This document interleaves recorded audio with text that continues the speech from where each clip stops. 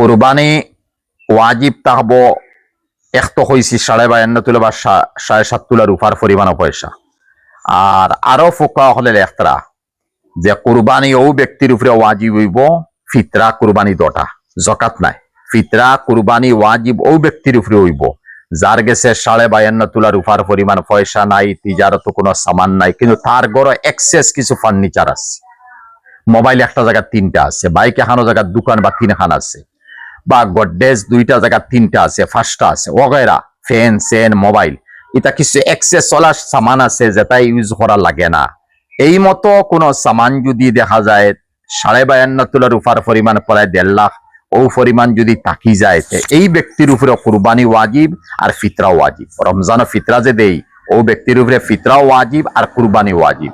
সিধা মাত যার উপরে ফিতরা ওয়াজিব তার উপরে কুরবানি ওয়াজিব।